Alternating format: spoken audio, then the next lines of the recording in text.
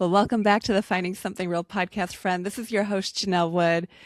And I've got to say, this is our final remote recording for this season, season 8 of the Finding Something Real podcast. What a journey it's been. I'm so excited because today we have a very special guest and we're recording at a very special time. It is 5 a.m. Here in Pacific Standard Time, where I'm recording from, but I'm joined today by some very special guests. And before I introduce today's special I'm joined today by some very special co-hosts. And before I introduce today's special guest, I want to introduce them because there's no way that I would be up at 5 a.m. by myself right now. First of all, I want to introduce Sarah. Sarah has been just, first of all, a staple of the program this season. You've shown up again and again. And every time you show up, Sarah, it is such a blessing. You have insightful questions, thoughtful things to say, and you've just threaded the needle on these conversations. I can't think of very many that you haven't been able to be here for, and I just want to thank you for your presence, the power of presence. So thank you for being here. Yeah, good morning. It's such a privilege to be part of this. So thank you. Yes. Thank you for getting up and being here at 5 a.m. Just all worth it. And then, dear friend, Katelyn, who is in the UK on a bus in a heat wave. Katelyn, man, I just have to say, every time you show up, it's not only, I never know what's going to come out of your mouth, but also I just so appreciate your insight, your perspective, your joy, and man, what a gift it's been to get to know you over the last few months. And I would say that the ones that you show up for are some of my favorites, and I'm so grateful. So thank you for being back. Shucks. Janelle, you'll make me blush even more than this heat wave is. Oh, thank you for making the time. Now, if I hadn't FaceTimed you, were you still planning on joining, or did it require the additional FaceTiming before we hit record? Completely forgot. I'm so sorry. I love it. See, FaceTiming immediately before recording sometimes works. It does. Thank you. Thank you for being here. And last but not least are my dear friends, Christie and Jeanine. Man, speaking of the gift of presence, I just adore both of you. It has been an honor and a privilege to have you be part of this season, and the episodes that you show up for and the conversations that you participate in have been so rich and so just life-giving to reflect upon. And both of you just have tremendous gifts. Christie, the thoughtfulness and the transparency and the honesty with where you're at and your desire for the Lord, it's just radiant on you. And Jeanine, man, I don't know very many people like you at all. In fact, you're one of a kind. I would say that about everybody, but Jeanine, there's something about you that I just look at you and see that radiance. And I'm so grateful that you're my friend. And I know 5 a.m. There's a sacrifice here, and thank you for being here. And I'm so grateful that the Lord allowed this to come together. So thank you both for being here. Thanks for having us. It feels like an unexpected gift. So yeah, we're excited. Yeah. Jeanine, do you want to introduce today's guest? Sure.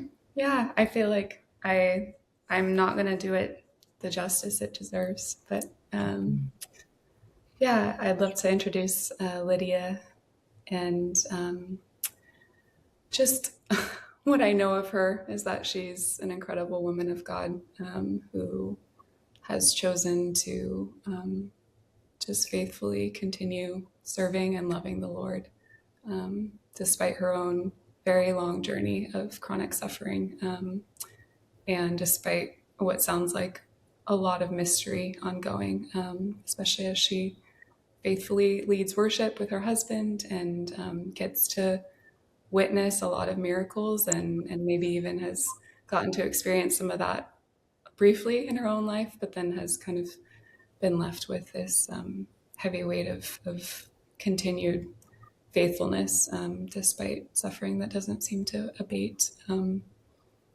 little that I've experienced from her from a distance, she just carries something really unique and really special that I think whoever listens to this podcast is going to be incredibly blessed by.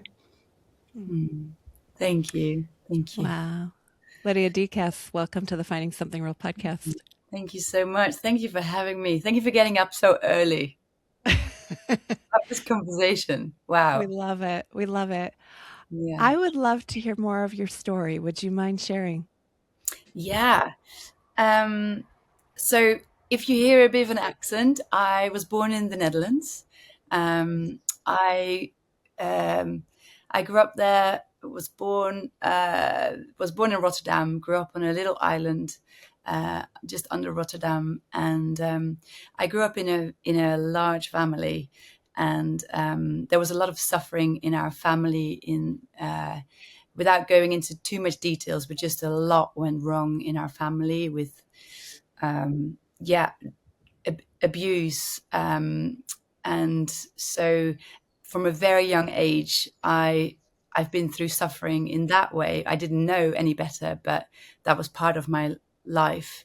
Then as a teenager, so it was a Christian family, but it was a lot of rules and not a lot of love. And so as a teenager, I totally rebelled against that. And I was like, if that is God, then I want nothing to do with that. So I always knew God was real. I always knew there was something out there and there was a God out there, but I didn't have that personal relationship with him in my teenage years. And then when I was 17, I had I can only call it as an encounter with him just in my bedroom, where I was suddenly reminded of something when I was a young child, where I felt really safe with him in the midst of something horrible that had happened to me. And I was reminded of that. And now I know that was the Holy Spirit who reminded me. And just really simply, just me and God, I just said, I need you in my life. My life was really, I was not in a good place. And I was like, I need a change. Something needs to happen. So I gave my life to Jesus, and it was very much like falling, like standing, falling, standing, falling, like a whole long journey of, healing and prayer and people. And it was a whole journey that I can probably write a book about. But it's really dug into a lot of like inner healing. I really wanted to fight, like, what is love? Like all the questions in life, like what, if God is real, then what is he like? I was really hungry. I think I'm a very radical person, like all or nothing. So if I'm in, I am in. So I was in from the get-go. And even though, it was a lot of, as I said, like falling and standing, like, I was in for Jesus. And then, so so even as a teenager, I had a lot of, as a child even already, I had a lot of pains in my body, like always migraines, always to the doctors. There was always something wrong. I was always that person, like something's wrong again with her. Like that was me. And which is, even so through my teenage years, that was off and on. In my early 20s, that became more and more. So then, at least 2-3 days a month in bed that I could hardly move, just pains in my body, not knowing what it is. Like always this ongoing, going to the doctors and they're like, we don't know what to do with you. That was always the case. And you could just get so fed up with going to the doctor. So I was like, I'm done. I'm just done. This is just my life. Anyway, then, especially when I moved to the UK when I was 26, I just didn't want to start all over again with doctor's appointments and all that. So I just left it till, I've basically been in chronic pain. So it's since 6 years, the last 6 years, because 6 years ago I had a slip disc. And it's almost like since then, one medical doctor described it like, it's almost like your body doesn't know how to recover. So something happened, like a trauma happened in my body, and it just didn't. So since then, I've been in chronic pain, not just my back, but it's my legs and headaches, like almost constant migraines every day. And now I have this thing called allodynia, which is like a response of like neuropathic pain, because my body just doesn't almost know how to reset. So I need a miracle. I need a miracle. I know that, like, I have really bad days, and then slightly better, but always constant pain. And in the midst of that, we worship a God who I know can heal right now at this moment. So I'm always in this constant, that, like, what is that? That's in a nutshell me. Wow. Also, I'm married, have 3 kids, so they might walk in any moment. It's half term, so you never know. But Wow. One follow-up question, and then I'm going to open it up for Jeanine to lead us off here. And I hope that she'll be back here as we're recording. But for someone like Katelyn, who's like, man, how can you believe in a God who... And I will say, like, finding something real when it started in 2019 really started in response to conversations that I was having with my Dutch exchange daughter from Breda. And and I know that area is not, I mean, to be strong Christian is unique. And the culture would make it very easy to just walk away. Very easy. Yeah. So what convinces you that the God that you worship is real? Yeah, it is really encounter, just the knowing and seeing. I think just seeing him move, seeing him do miracles, even though it's not always in my own life. There is nothing in me that can say God is not real. Like, everything in me is convinced that he's real. Am I angry with him sometimes? Definitely. Do I have 100 million billion questions? Yes. But in the midst of all, he keeps showing up. There keep being moments of like, he's really real. Like, that could be from moments of like, during worship, I have a sense of something, to press into something, and then hearing people say, I literally was asking God to tell me this, or like a name that comes to me, and I'm like, I've never thought of that name. I'm like, I need to sing out this name. And then there's this person like, I was literally on the toilet and I was saying, God, if you are real, you need to call my name. Like, these things happen. I'm like, you don't make that up. You just can't make that up. And so over and over again, he shows himself to be so real, to be so present. And even this morning I sit with him, and I am not a crier, but I cry when I'm in the presence of, I'm always in the presence of God. That's what I believe.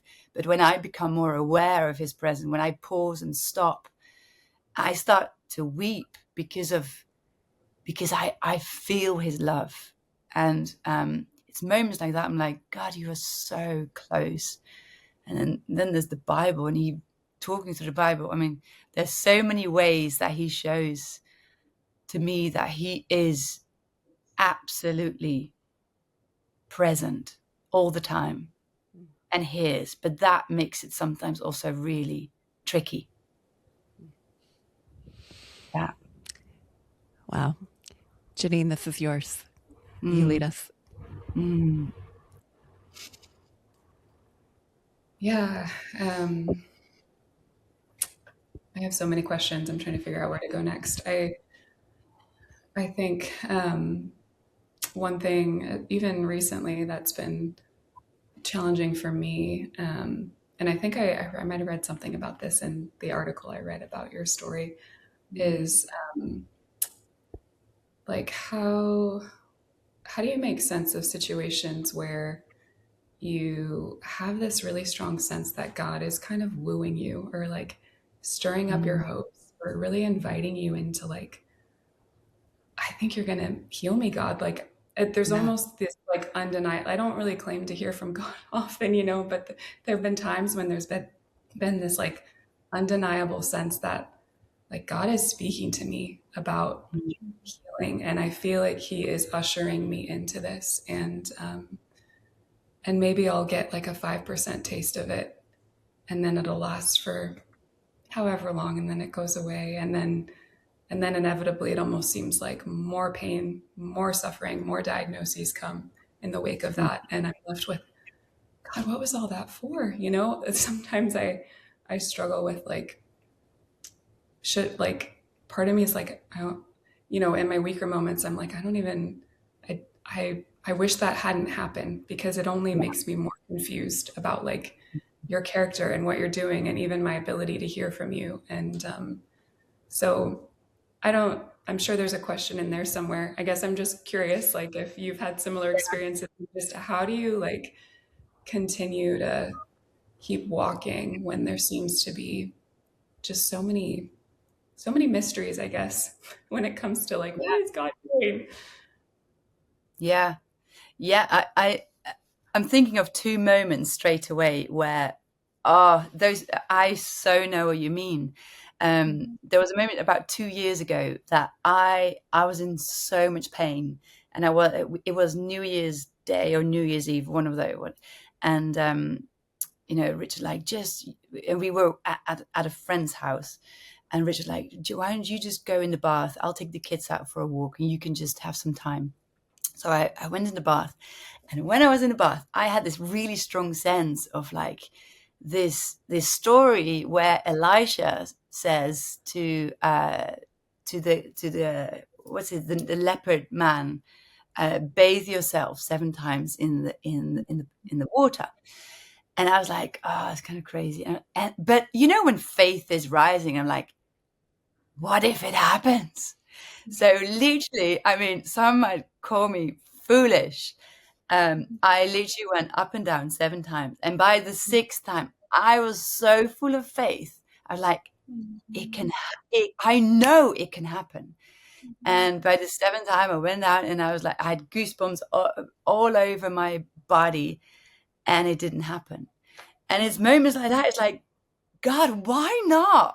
Like, I really say, like, God, why not? Why? Is this you? Was this just me, my wishful thinking? And in that moment, I mean, I deal with the disappointment in like, this just sucks. This could have happened, and it would have been a great story. That would have been awesome. And then I do surrender and just let it, almost like let it die in a way. And I'm like, and at the same time, like, God sees my heart. He sees my faith. I don't understand it. And those moments are just really hard.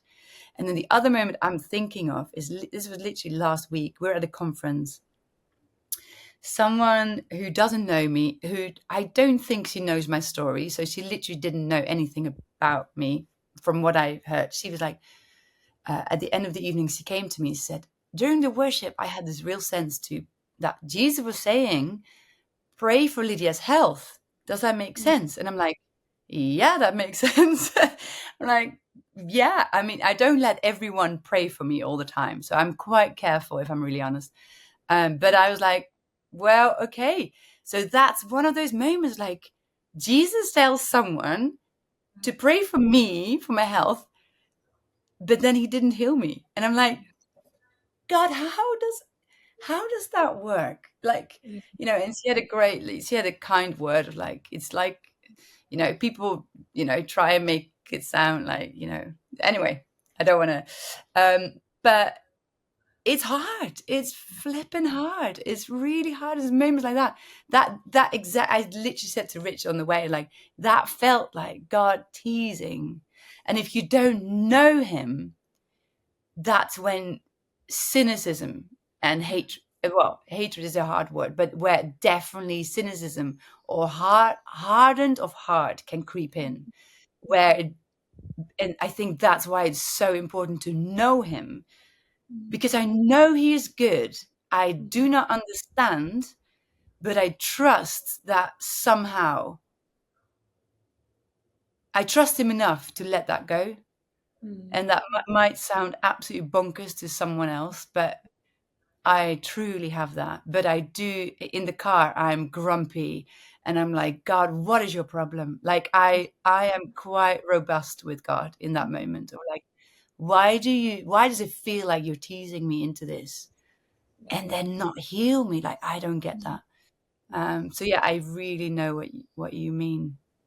It's hard. Yeah. I think I've said the same words. Like, feels like you're dangling carrots in front of me, or Yes. yeah, teasing, playing with me, messing with me. Yeah.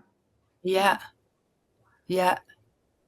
And it is, yeah, I don't, sometimes I do wonder, like, in eternity, I do think we can see time. I mean, this might be totally made up, but I'm happy with that. I'm happy to be wrong.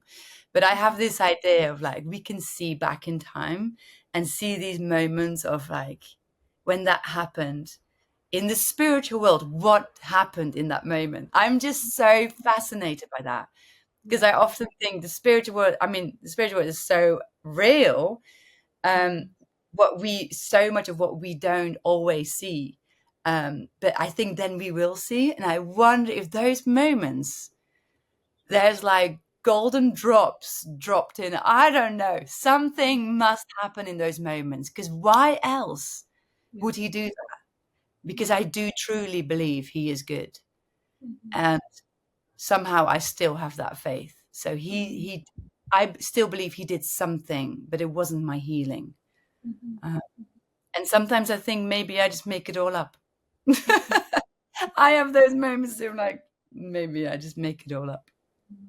And then he shows himself faithful again. So yeah, it's like a cycle between, yeah.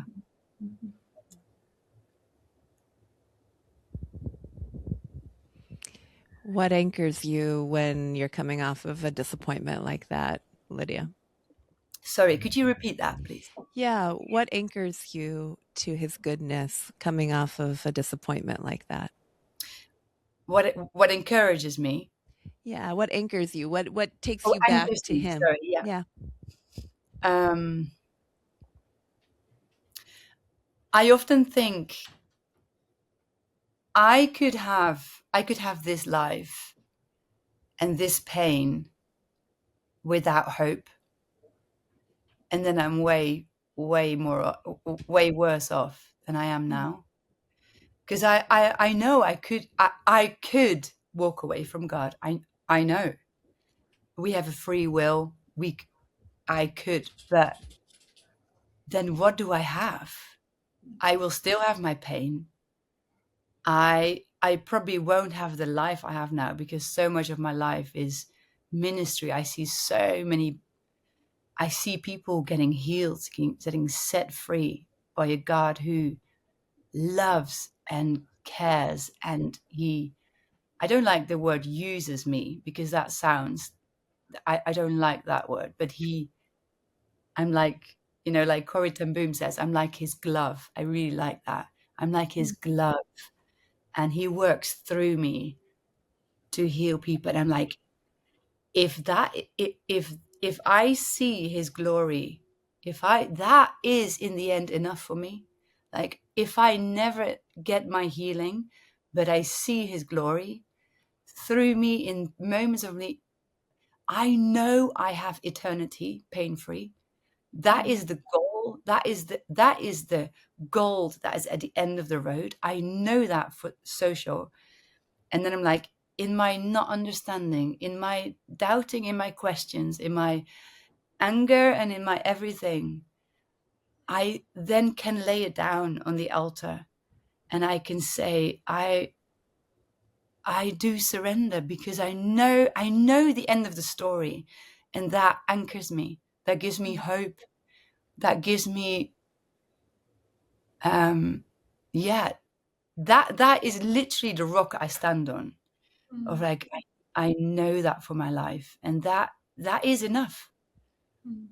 It is a peace that no one can steal. And I know I could be a billionaire, I could have a healthy body, but be deeply unhappy without God. I think I would be, because I've seen too much. I have known his love too much. So for me, there's no other way. Yeah. I don't know if that answers some of the, yeah. Oh, it does. Jeanine, I know you've got a follow-up question. I really want you to take the lead here.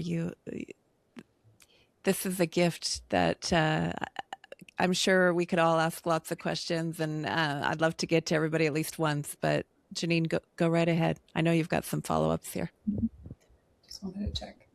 Do you have any for now? But okay. I have some brewing. Okay, great. Yeah, I feel like I'm just listening to you speak, and I'm like, gosh, I know that what you're sharing has clearly been like just forged in fire, because to be able to get to the point of saying like all that you're saying is just like, that's the kind of faith that I pray that Jesus is cultivating in me, because yeah, it's hard. It's so hard not to, I mean, I just think about your life and like you getting to witness the Spirit working through you to bring healing to others, and how easy it would be to just be like, why not me, God? Or to get into bitterness or jealousy or despair, or like, okay, God, you must not want good for me, but you want it for all these other people, and you're just going to let me kind of watch all this happen. And to continue to show up as you are, and to continue to like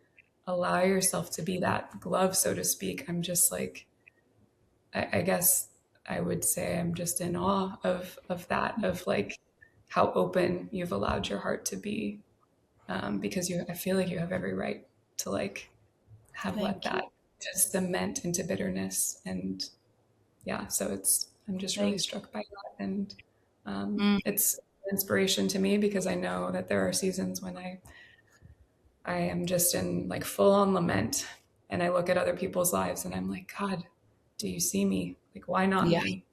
Yeah. Oh, and yes, and amen to that. Lamenting. I mean, all the Psalm 13, how long, oh Lord, how long? Like, there's so many Psalms, isn't there, that I love, because they give language to our, our pain and our waiting and our not knowing. And I really struggle more often than I probably always share with. I mean, I didn't have a dad that I wish I had. When I see my husband being a dad to our children, I have moments I'm like, oh, it would have been great to have a dad like that. I personally didn't have it. I had he worked hard, but I didn't have a personal relationship with him.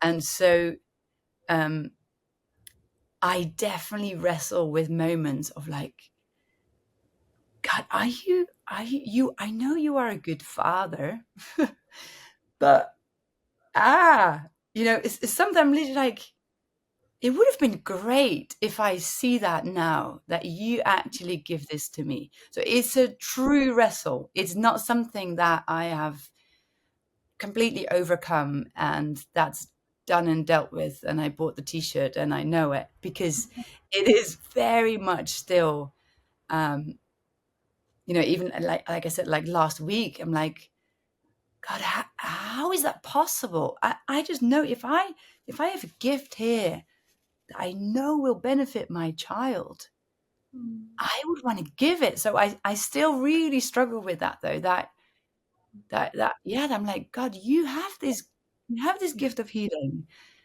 and somehow you choose not to. Like, I mean, I could go in circles over that, as you can hear in my conversation all the time, because I think it is a never-ending conversation. And then at the same time, I praise God for the faith that I do have. That I have a fire in me that it just cannot be stolen. And I know that. So that's like the song that we've written of Don't Pass Me By is like, I don't care what it looks like. I will scream and shout out, Jesus, don't pass me by, because I do know that you do heal. But at the same time, I don't understand the waiting. It's like, yeah.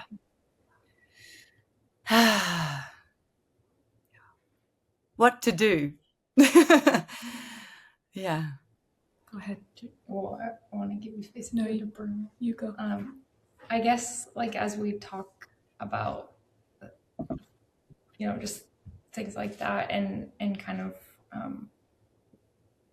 I think I just also wonder about, like, lies, and, like, where the enemy comes in, I guess, like, common ways that you may hear, like, that voice, and, like, how you fight against that, because I feel like that can get really murky and tricky too, especially when maybe you have, like, other believers who are maybe speaking or praying into your life with, like, the best intentions, or even just, like, your own thoughts and wrestlings about, like I don't know if you ever feel like, is there something wrong with me that God's not, like, healing me, or, like, other common lies that may come at you, and how you recognize and really, like, combat those. Yeah. No, that's a really, really good one.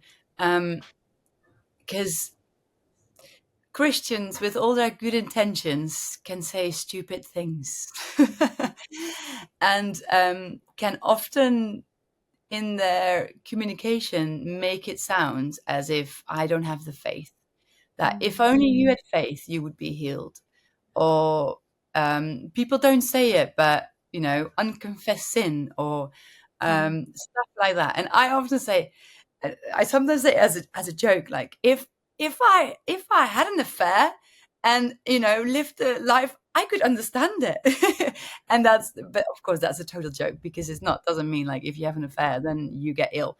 But there is something sometimes in us, is like, if I had done something wrong, I understand this, but as far as I know, I live a good and holy life. Like, I choose, we're not perfect, but I, in my daily life, I try to do the right thing, and I live in grace. That's the most important thing. Like, I, in Jesus, I believe that I am righteous, and that's the most important thing.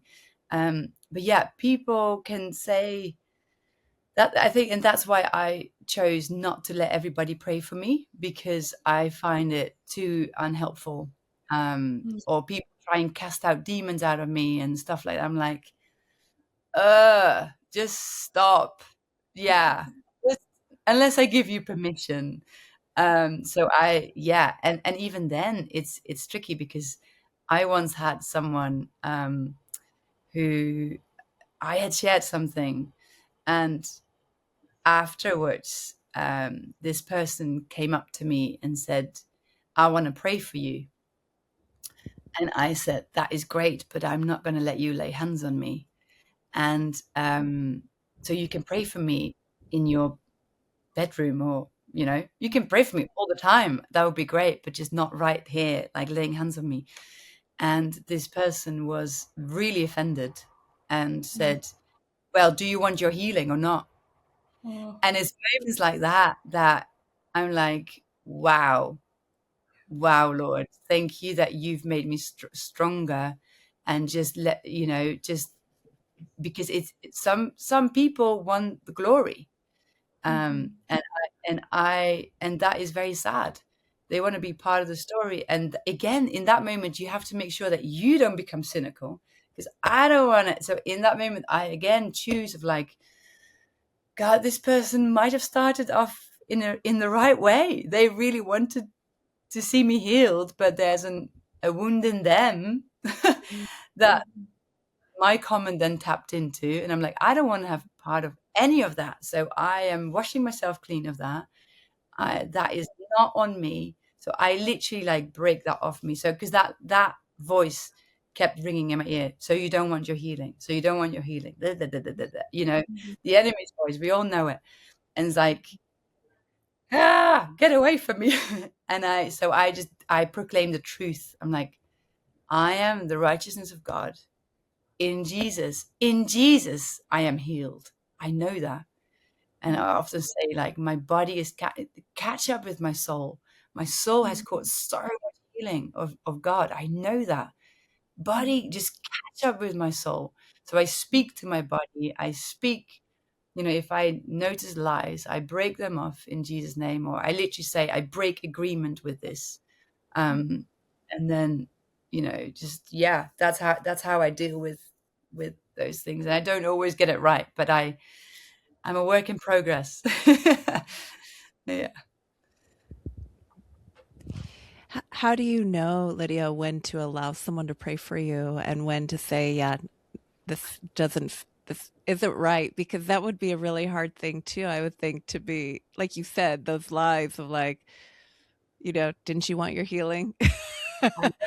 I know. So, yeah, how do you discern that? Yeah. It is proper discerning. I often ask Jesus in those moments, Jesus, is it okay or not? And I just trust his voice. And sometimes I might get it wrong, but sometimes I might get it right. I have quite a strong discernment gift, so I can sense it quite quickly if I want this or not. And I think because of my past as well, I'm very good at reading people, which is not always a good thing. This is also just a human skill, but also then that with the Holy Spirit, I always discern it in a really quick prayer. What do I do? And then so sometimes also because I've had quite a lot of weirdos pray for me, trying to do all sorts of stuff, and I'm like, I just don't need that in my life, and I don't want it.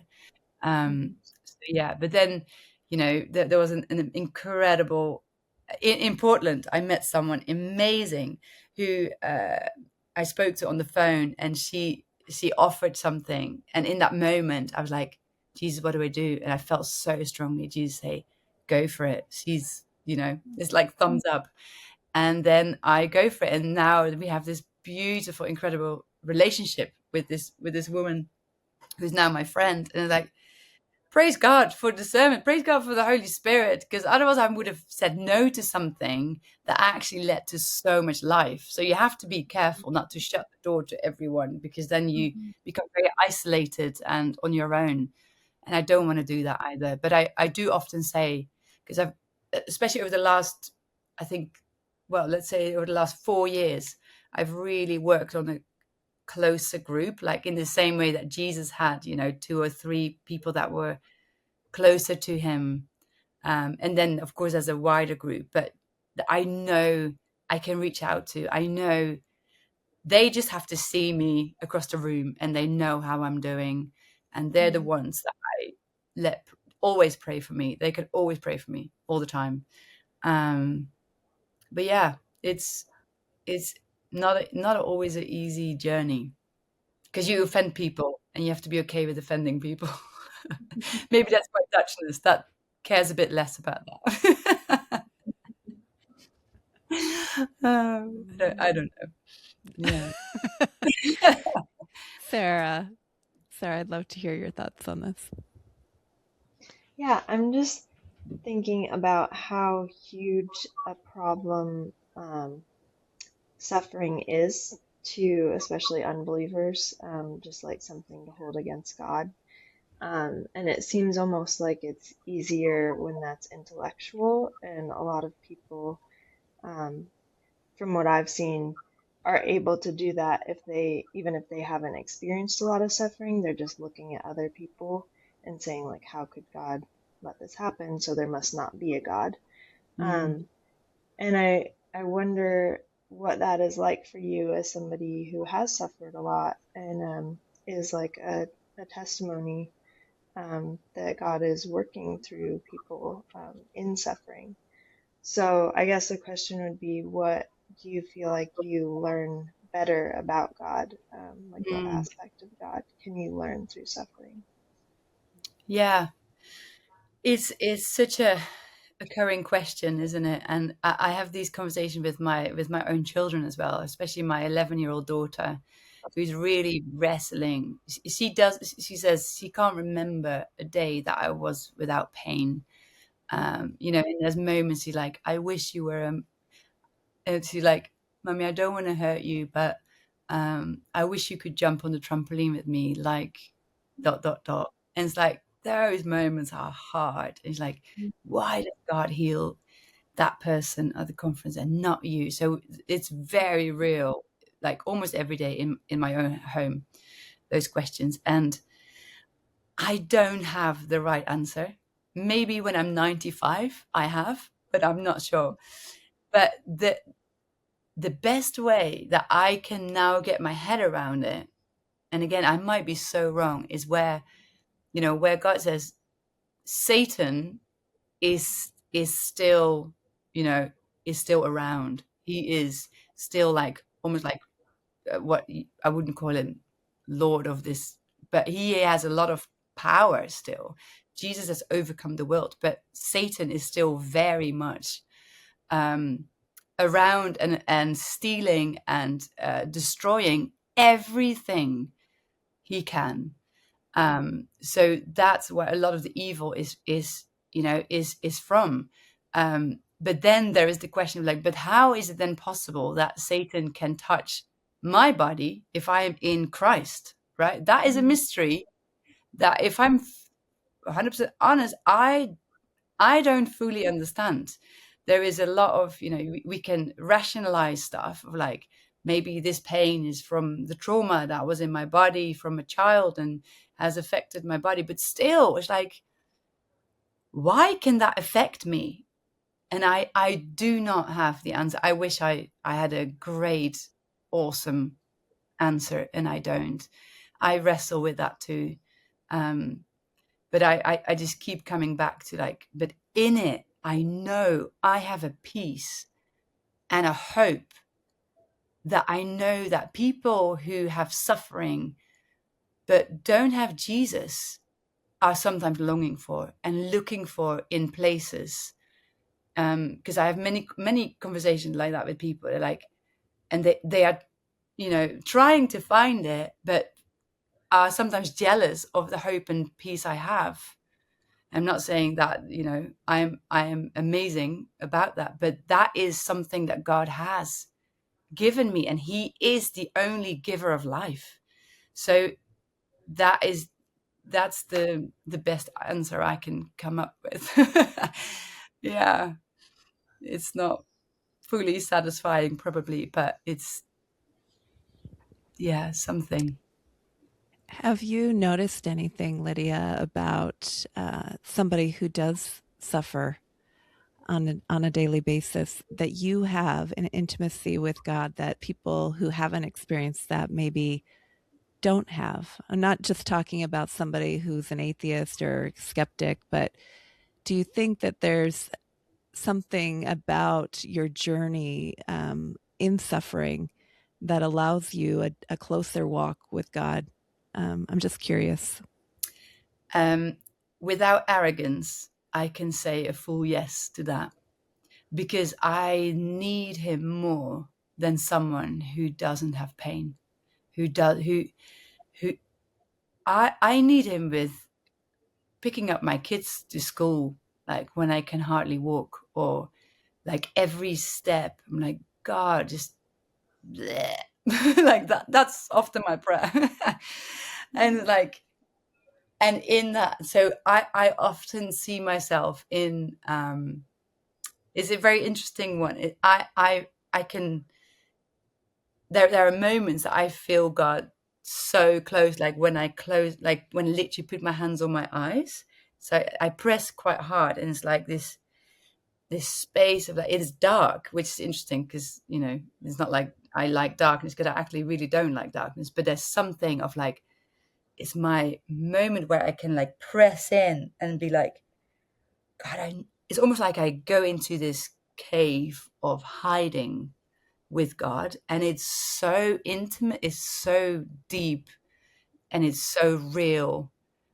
And I can almost feel, there's no other way of describing it, of like a lava love that I feel inside, literally like a warmth that I feel inside, that I know not everyone in my friendship circle knows what I'm talking about, because they're like, wait, what? But because I had to press into that, probably straight from my 17th, when I gave my life to Jesus, of like I didn't have parents who would cuddle me. So I needed that love from a God who was out there. I'm like, God, if you are love, will you hold me? And that's kind of where I cultivated that intimacy. And so I bought a guitar, and I started singing and praying with my guitar.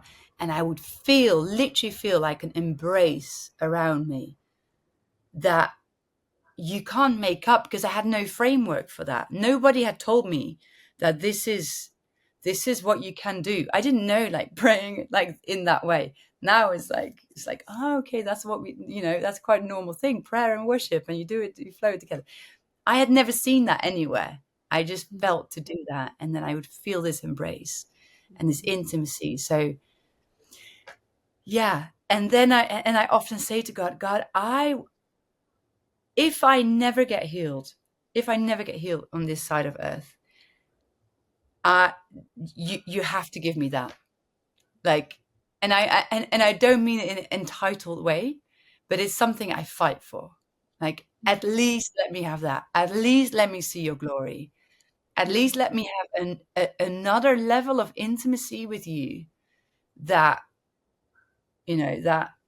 yeah, maybe not everyone else has, or that's not probably the right way to, but it has to be something more, basically, that, like, come on. And I do really fight for that. Yeah. And that's probably choices that I make with, like, spending time with God in prayer, and or just being. It's not like I pray all the time, but just this connection with him. And then it's all his grace as well. So it's like this walking together with him. Yeah. As you were talking, I was thinking about Moses and his cry before God, show me your glory, but also like, you better go with us. You better go with us. Seriously. Yeah. Otherwise I can't make it till the end. There are moments like, that's how I can make it till the end. Like, literally. Yeah. Yeah. Katelyn, I'm curious what your thoughts are as you're listening to this conversation. I do apologize for being so absent. My train got canceled, so that was really frustrating to figure out while also trying to listen in on you guys. This is like it's really, really awesome to always hear about these kinds of stories, and how, like, faith has been such, while troublesome, it's been like an anchor for you, like that rock to stand on to help you and guide you through times that I've never had to deal with personally. So there's no way that I would ever be able to say, like, oh, I understand, like, I get it, I can empathize, because I've never had to deal with those kinds of things beyond lucky enough to have to get to say that. And it is just, it's a good reminder for me, because, like, I have noticed in the last couple of meetings that we've had, of, like, I've been taking notes and I'm asking these kinds of questions, and it's not, I'm not trying to, like, challenge or anything, but these are the kinds of questions that I have where I'm like, well, hold on. But it's these kinds of conversations where it's more one-on-one, personal, coming from such a personal backstory, that I feel less, I don't want to say challenged or challenging, but I feel less prompted to ask questions, and more so just willing to continue to listen, just hear more, I guess. Does that make any sense? I'm sorry, I can't really see the screen right now either. It's pretty sunny. I hope any of that got through. Yeah. Yeah. No, it's so good. And what a blessing that you never had anything like that as well. It's like, it's not, yeah. I remember having one of my friends one day said, I don't have a testimony like you because I never had any trouble in my life.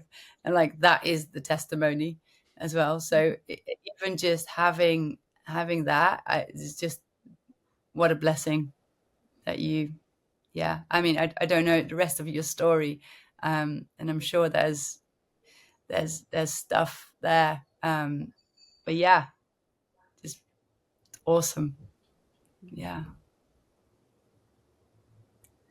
I think on that note, I have a sort of similar question, and it relates to just like concepts about the will of God, because I'm sure you've heard things like this too, but in my own life, I've heard a lot of different like explanations, like even more recently, like family members have said, like, I don't believe this is the life that God wants for you, because a lot of my suffering has to do with like an injustice, like a mistake that a doctor made that has caused incredible disablement and suffering as a result. And so there's not a day that goes by when I don't live with the consequences of that doctor's mistake. And that feels really unjust to me. And so I just am always wrestling with like the narrative of like, this isn't the life God wants for you.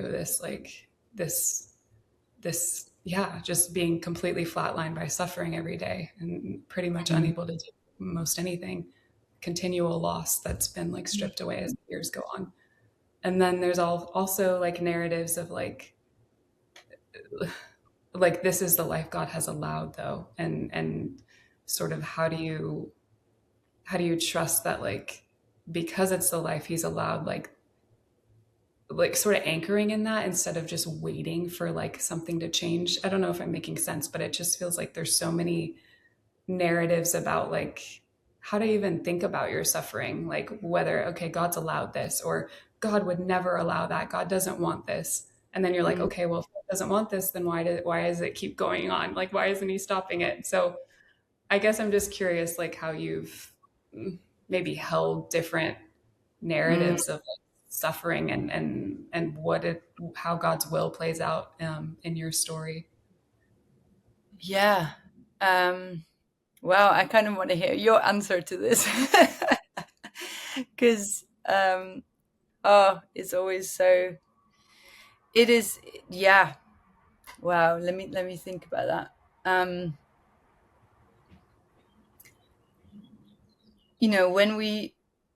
it brings me back to the Lord's Prayer, where let your will be done. Let your kingdom come here on earth as it is in heaven. So that would be my anchor of like, that is my foundation, that I believe that in heaven there is no sickness, there is no pain. So when I pray, let your kingdom come here on earth, here in my body, as it is in heaven, I believe that is the will of God, that I will be well, that I will be pain-free. And then there's the now and the not yet. So I believe that, and then but then it doesn't happen. And it's like, I mean, it's another whole level of your story with where the doctors made a mistake, and because of that, you are unable to do things. So there's the whole, another whole level of unforgiveness or forgiveness. Like, how do you forgive and all that? There's another whole area that you probably can write a book about to deal with. And it's like, yeah, it's really hard because the truth is, I do believe that it is God's will for you to be well. And at the same time, we still live in this stinking broken world. And then I come back to the psalm where it says, when you live for about 80 years, it's considered a blessing. So I'm like, this is literally what I said the other day to someone, like, so somehow us living on this stinking broken world for 80, 90 years is a blessing.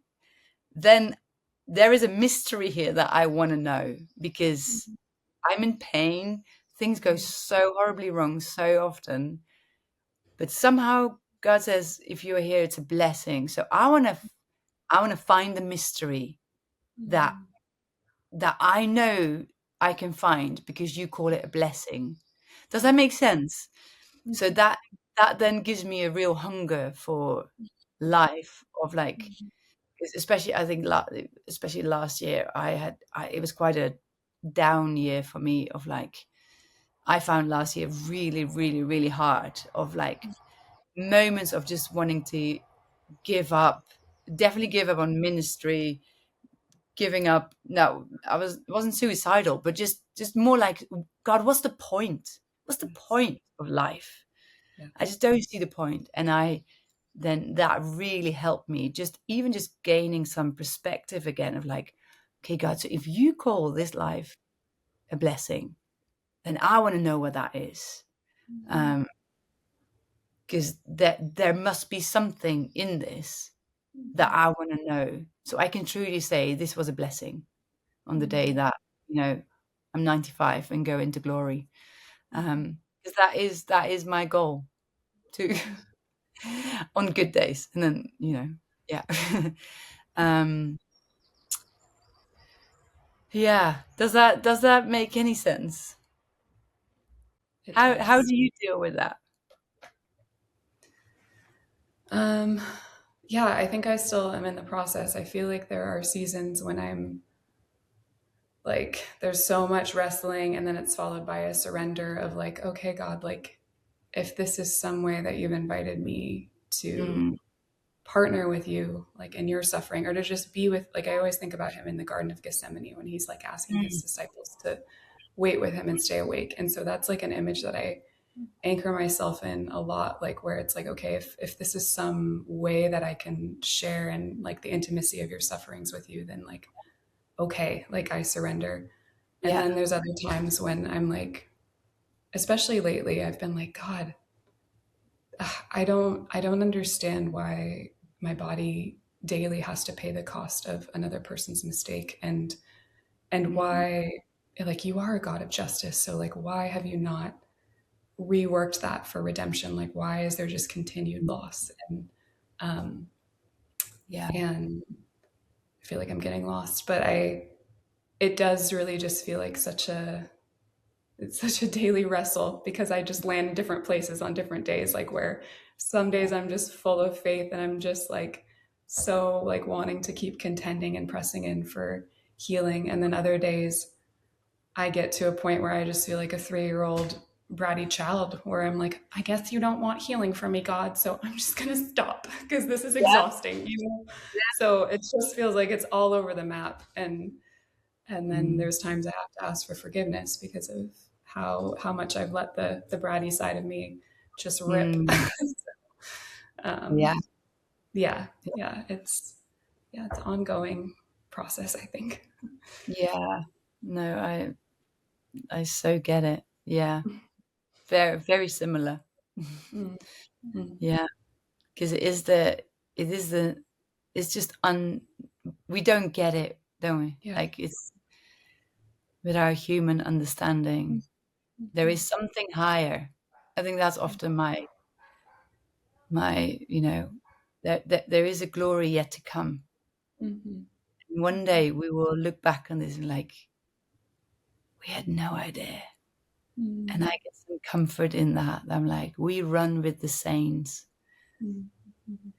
I often feel cheered on by the saints, like they keep saying, keep going. And it's like, yeah, there is a glory yet to come that I know is coming. And then, at the same time, like you said, there are moments like, fine. Yeah. Blech. Yeah, it's everything in between. It's interesting, Lydia, you mentioned Corrie ten Boom earlier. And when I was in the Netherlands a few years ago, we went to her house, my mom and I, and my exchange family. And I remember they handed out, I think they were little bookmarks, but it was this beautiful, I can't remember how it's presented. You might know exactly what I'm talking about, but this beautiful embroidery, right? And then on the back side is the messy part. And I'm wondering if you could speak to that a little bit, because I feel like, when going back to your question, Jeanine, about, what does God allow, what does he ordain, or whatever, and what we've been talking about here, that there's a mystery to what he allows, and we can look in the book of Job and see, like, what was all that about, but I remember seeing that visual at Corey ten Boom's house, and I thought, man, like, that's the story we're living in. Yeah. I'm assuming you've been there too, since you're from the Netherlands. Do you know what this is the thing, I've never actually been. No way. It often happens. Yeah. Often people tell me about things in the Netherlands that I've never seen, that I know about, but that I've never seen. But it's so true, because all we see is sometimes all the mess, isn't it? And then on the other side, there is this, and that does give me a lot of hope. Things like that, of like, God, the other day, I can't remember who said it, but something about, when someone's making a movie, and when they're making it, and you see all the laser beams of, like, an action movie, and the end product is like blameless and awesome, but in the mix of it is like, when they're making, you see cameras, and you see, people falling, and things that go wrong and whatever, and then you see pew, pew, laser beams in the end bit, but in the moment itself, people are just making the movement, but nothing is happening. And I often think about that, of like, that in the spiritual world, because I believe angels are real. There's a lot happening that we do not know, that we don't always know about. That does give me hope, though, that in the moments of, like, this is just total messy, and I can sometimes hardly stand up. So even like when we were in Portland, I was so ill. I had just broken my nose, because I'd just fallen over, but I knew I had to be there. There was like this willpower in me, like, I know I need to be there. And it's like, I can almost just see, of course not actual see, but in the spirit can see, like, almost like angels holding us up and be like, you got this, you can do this. And from God's perspective, like, how he can see it, like you were saying, like with this embroidery, he sees the other side, and there is healing, and there is goodness, and there is glory, and but we're still on this side where it's messy, and we see all the threads and all the and then we have glimpses of that, we can see the other side, and it's like, it's all going to be okay. But I think we still often live on this side where we see all the threats and all the mess. And I think my prayer for my life and for anyone suffering is like, may we see more on the other side. May we see more of the beauty and the glory that is yet to come, but that we can already taste in this life as well. And like with when Elisha was praying for his servant, may his eyes be open so he could see all the angels gather around him. Like, I often pray for that when I have such a hard day. I'm like, God, I want to see some of your glory. Let me see some of your heart, some of your face, that keeps me going. So that's like the other side of that. Yeah, because we need it. We need it. And then he's faithful. Yeah. I love that. I'm going to ask you one final question here. We always ask it at the end of the episode. And then if we have anything after we close out here recording, maybe we can talk offline. Lydia, the Finding Something Real podcast is about finding something real in relationship with Jesus. Real is an acronym for restoration, eternity, authenticity, and love. All things that we can find in relationship with Jesus Christ. Which of those things, restoration, eternity, authenticity, or love, stands out to you the most in your life right now? why? Whew.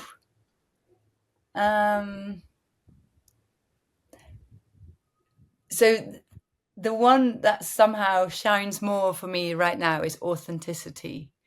I find it so important to be the same person that I am at home and that I am on the stage, that I am in the supermarket or when I'm driving my car, that there's that there's a realness about who I am, just the life that I live in everything with Jesus.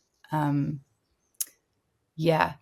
the other day we were talking somewhere and our kids were in the room, and we said afterwards, we're like, is there anything that we said that didn't feel real? And we were talking about suffering and about just our life. We live in a house of prayer and worship, and there were just a lot of questions about how we live our lives. And I find it so important that what our kids see, that we are in front of 1,000 people, is the same as around the dinner table, so that we live this life of Jesus, like every moment holy, that every moment is real, is full of authenticity. Like, I find that so important, that what I say is not just a made up story, or I have have the right answers to stuff, because I really don't. There are theologians there who have a way better answer than me, but here I am. You get me as sometimes as robust as you can get. I love all of those. Thank you for being here. Thank you for being here and blessing us with your presence. And thank you for having me. Yeah. We've run a little long, but I'd love final thoughts from Sarah and Jeanine and Christie here. Sarah, we'll start with you. Okay, there we go. Yeah, this has just been such a sweet way to start the morning. I'm so encouraged to hear of how you have learned to surrender to the Lord. And I just find that your countenance is so cheerful, and it doesn't match a lot of what you're saying you've been through. And I just think that that is really sweet to see the joy of the Lord in you. Thank you. That is a blessing. Thank you. I just count it as such a sacred privilege to be able to connect with you and others who are just walking a similar path, and just to be, I don't know, I think this is a lyric in one of your songs, but it's like, you're not alone, you run with the saints, and just your reminder that that's what we have, and then just the fellowship of other believers. So just to be so deeply encouraged by your walk, by your choice to continue to love him no matter what, and to just keep hanging on is such an encouragement. So thank you. Yeah, I want to echo that.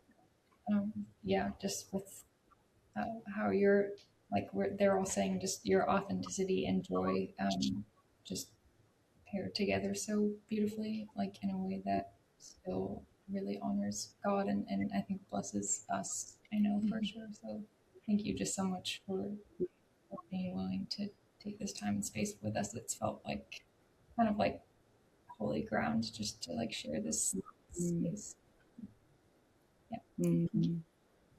Thank you. Thank you. Lydia Dicas, thank you so much for being here. We'll share links so that people can find out more about you. And thank you very much. Until next time.